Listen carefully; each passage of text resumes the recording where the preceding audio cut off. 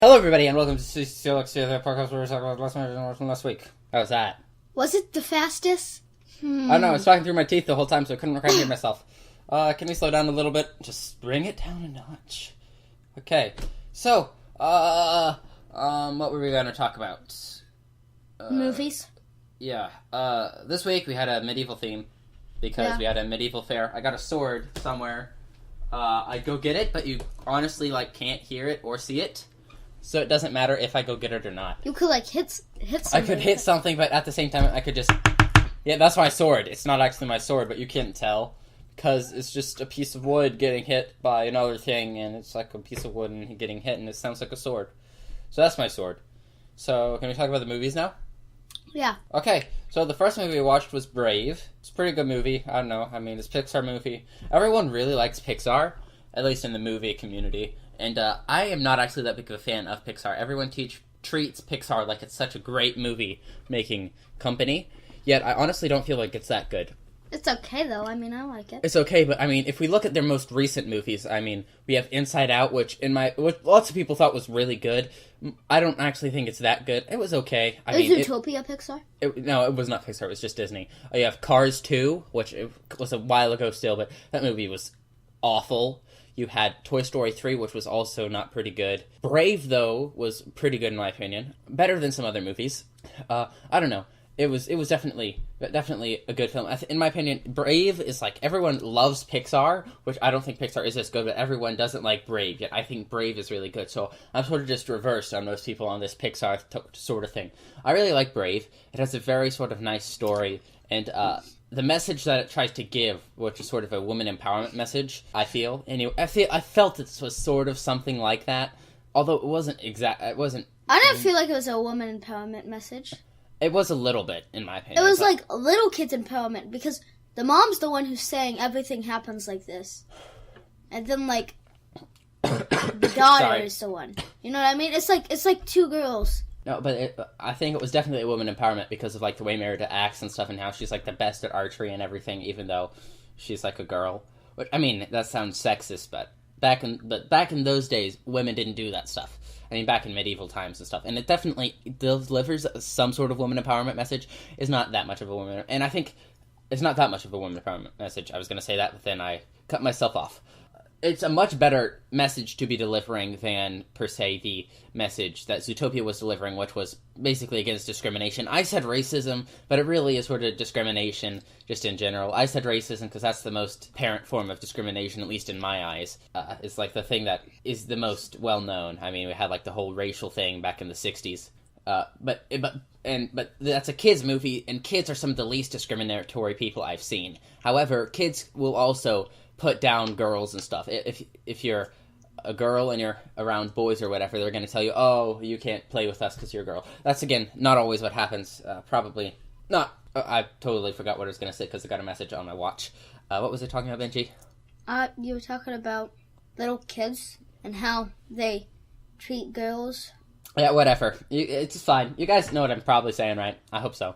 Anyways, I'd give Brave an 8 out of 10. It's an 8 out of 10 because the music in it wasn't as good. It was a very beautiful film, though. It had a pretty nice story. It's also a kid's film, and so I feel like a kid's film... It was a great kid's film, but just because it's a great kid's film doesn't mean it's a great film. But it's a really good... I definitely recommend you watch it. Good kids film. Definitely fun to watch with other people.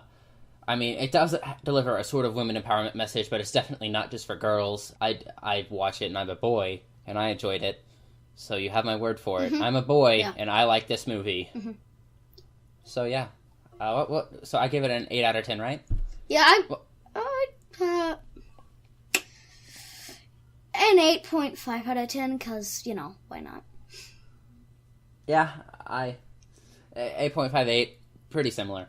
Next movie we watched is Braveheart, and this is the number 2 movie on my top 10 movies list after The Good, the Bad, and the Ugly. So my review is going to be pretty positive.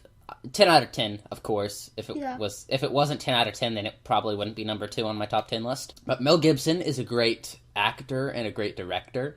He was great directing this. It has some very beautiful cinematography. The score for Braveheart is absolutely phenomenal. Benji agrees with me on both of those, right? Mm-hmm. The directing's pretty good. The battle scenes are really good. There are some complaints people have with this movie is historical accuracy, which is something I really don't care about at all. Because why should I not be able to enjoy a film just because it's historically inaccurate? And I don't think that's You know what I can't believe at all? What? The fact that the soldiers say it's okay. They didn't even say that back. I'm kidding. That's what the IMBA said, right? Internet Movie Database. I mean, Yeah. So there's like a mistakes page on Braveheart, IMDb. which basically there's like 50 of them, and some of them are some character laughs, and you see the fillings in his teeth. Somebody says it's okay. Okay was not used until the 19th century, and I mean, there's 5 of those filling mistakes there. You know, it's stupid. And there's like 5 of those just other people saying words that weren't around back then. So it's really silly, but I really enjoyed this film. I definitely recommend it. It's very violent. It's lots of violence, but Yeah. that sort of makes the film a bit more enjoyable, in my opinion. There's lots of violent scenes. The battle scenes are really bloody, but it's very enjoyable. The action is good. The love story parts is good. Everything's good. I really enjoy it. It's a nice historical epic. I really like these sort of movies that are historical epics. Braveheart and like Spartacus are like the 2 ones that immediately pop up to mind because they're both basically the same movie. I mean, you have like a person who is a low life, and all of a sudden, inspired by some sort of love thing, he goes and he kills all the bad guys, and then they revolt, and then they do a bunch of battles. He gets freedom. They're both fighting for freedom. Yeah, and then all of a sudden they die, and all of a sudden they lose and they die. And yeah, that's what happens. Both of them are on a cross at some point. Both of them die, but both of them sort of have a happy ending while also being sad. So yeah, there's lots more similarities. When's William Wallace on a cross? Whenever he's going in there, his hands are up. He's like in a cross-like position. Oh, okay, yeah. And also whenever they're drawing him out or whatever, he's in a cross. You mean whenever he's like all... On the string. The string? Okay, yeah, got it. Yeah, you know what I'm saying? I got it. This is one of my favorite films of all time, 10 out of 10. Pinch would give it a 10 out of 10. Let's move on to Monty Python and the Holy Grail. You'd give it a 10 out of 10, right? Monty Python, Holy Grail? Yeah. No, Braveheart. Would you give Braveheart a 10 out of 10? Yeah, I already said yeah. Okay, thank God, because I'm afraid I'm just going to have to kill you. No, I'm joking. I give it a 1. It's just like Girls Not Dead. I'm kidding. I'll be right back. No! Audience, this is whenever I die. I'm kidding. I'm not going to kill him on podcast. I'll do it later. Next week, hello, Bendy has had a fatal accident. He tripped and fell on his own. With a recorder. He tripped and fell on his own shoes. Yeah. Monty Python and the Holy Grail. This is another movie in my top 10, so I'd have to give this movie a 10 out of 10. It's Monty Python and the Holy Grail. I mean, if you haven't seen this, we didn't really give too much of a summary of the last 2. Brave is about a girl who's in Scotland. And she doesn't want to get married. And she's really good with archery, and she doesn't want to get married, and then her mom turns into a bear. And Braveheart is about a guy in Scotland who is really good at swords, and he doesn't want to be a slave. Not a slave, but he wants to be free, so he kills everyone, and then he dies. Spoiler alert, by the way, if you haven't seen Braveheart. Yeah, there's a spoiler thing on this. Just don't listen to this podcast, or watch it if you're on the YouTube channel, which, by the way, I just uploaded episode 3, Crime, Clooney, Cage, and Kane. That's not in the right order. And there's a high-quality Microsoft Paint drawing they're waiting for you to see. It's at least worth checking out for that. Also, for maybe the other things, I'm eventually going to put up the bounty on there. Eventually. Before the year's over, probably. Hopefully. Can we talk about Monty Python now? Yeah. Okay. You talk about it, because I'm thirsty and I need to take a drink. I was taking drinks while you were talking. Oh, so want me to tell the audience what it's about, or what? I mean, Monty Python and the Holy Grail is about King Arthur, and then he goes on a quest. And the Holy quest. Grail, he's like, a duck! And then he's like, oh, who are you, who's so wise in the ways of science? Oh, let's join the round table. This is the book of the film, and here's all the people that go. Did we mention Sir not appearing in this film? He's very well named. And then, like, they go, and then they're raiding the castle, and then they get arrested. Because the person killed the person. You skipped over about an hour of the film. But yeah, but pretty much that stuff's not important. Okay, can you talk about whether or not you like the film? Yeah, I liked it. I mean, it's good. It's funny. It's got big ferocious fangs. And huge pointy teeth. Yeah. So what's the funniest part of that? The funniest part of Monty Python and the Holy Grail? Yes? Funniest part of my... Sorry. The holy hand grenade. No. Probably the, French taunting scene. I don't know. The bunny. I don't know. I skipped that part. There's a bunny. The Black Knight part. Probably the funniest part. I don't know. Is it as good as Life of Brian? That's a question that I really have trouble answering. You got a haggle or we'll call it a draw? Which one do you like better? Go to haggle. I think that the haggling scene is funnier. Okay, yeah, got it. So I don't know which one's better. Monty Python and the Holy Grail. Monty Python and the Holy Grail is in my top 10, while Life of Brian is not, but that might change. I'll tell you next time if that's changed or not. And so yeah, I'll give it 10 out of 10. Ben should give it 10 out of 10. Really good film. Definitely recommend you watch it. It's pretty funny. On to our next movie, Excalibur. Excalibur is a 1981 film that I directed by, I don't know.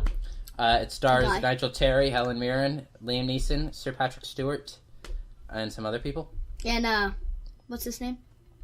Who? Lancelot. It also stars Lancelot. Yeah, Lancelot. And King Arthur. And King Arthur. That was Nigel Terry, I think. Or maybe it's Nigel Perry. I honestly don't know who that is. Okay. And then there's read Merlin. his name on Wikipedia. You probably already said Merlin. I didn't say Merlin. Oh, good. Merlin. It's a pretty good film. It's definitely enjoyable. It has some very nice sort of cinematography and everything. The acting's a bit cheesy, and so is the dialogue. But it has some nice action scenes, and it's also pretty fun to watch. It's just a really enjoyable movie for you to watch. I'd give it a 9 out of 10. Personally, it's a very enjoyable and fun movie. Unlike maybe like Braveheart or something, which is more of a cinematic film, this is just a fun sort of film to watch. 9.5 out of 10 is what I would rate it. I don't know. I mean, it does also have like some very nice special effects and everything. Also, it has Gabriel Byrne. Who's he? Byrne? I don't know how to pronounce his name. He was in The Usual Suspects, and he's also Uther Pendragon. He was Keaton in The Usual Suspects. Not Michael Keaton. He was in Spotlight. Have we seen have we seen Johnny Dangerously yet for this? I don't think we have. Check your list. I don't know. We haven't. We'll watch that later, and we're going to review it, and that's going to be fun. I'm going to like that. So yeah, Excalibur, 9 out of 10, 9.5 out of 10. Definitely recommend you watch. It's a bit not well known, I'd say, but it's definitely fun to watch. And then the last movie we watched this week was Lady Hawke. And Lady Hawke was pretty good. I don't know. Starred Matthew Broderick. I really like Matthew Broderick. Well, let's start Tears in the Rain. Rutger Hauer. And, I don't know. Stars those two people. Also starred Leo McKern, who played number 2 in The Prisoner. And also, number 6 in The Prisoner was also in Braveheart. Played Longshanks. Another thing, it's weird how, like, we just watched The Prisoner, and then we watched 2 movies with people from The Prisoner in it. Just bringing up The Prisoner because I like it. But yeah, it's a very good film.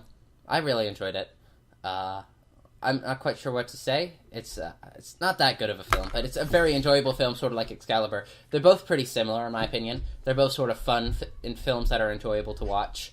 I definitely recommend you watching both of them. I'd give Lady Hawke an 8 out of 10 because, in my opinion, Excalibur, I don't know, the song in Excalibur, O Fortuna or whatever, is probably better than the music in Lady Hawke. But Lady Hawke does also have some good music.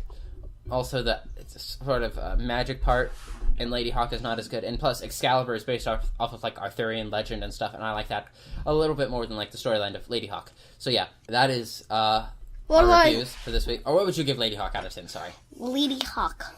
Lady Hawke. Lady Hawke. Lady Hawke. Got an E at the end. Yeah, it's because they got an E at the end, yeah. Or would like the A be like or something? Lady Hawke. Michael Inda. So it would be Lady Hawke. Hawke. Hawke. Lady Hawke. Okay, what would you give it out of 10? Good. I'd give it out of 10. Okay. I've already made that joke before. I'd give it... Okay, what we're gonna say, I'd give it a 18 or 17 out of 10. No, it's a 15 or 17. 15 or 17 out of 10. I'd give it a 15 or 17 out of 10. Okay, can we do the end of quote now? They may take our lives, but they will never take our freedom. Now you do your like our run, magic. Fight, and you may die. Run, and you'll live, at least for a little while. Then lying on your bed, asking yourself if you could have one chance, just one chance, to come back here today. And remember that they may take our lives, but they will never take our freedom. Abagubra. And that was the end of Braveheart. Not end. Or freedom.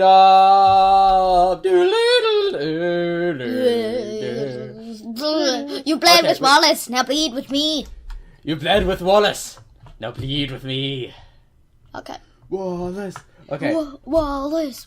Be singing. Turn me into a newt. He got better. We're just quoting our movies now. Can we say bye? No. Goodbye. So long. Have a nice flight home. If you're watching this on a plane, leave a rating. Yeah.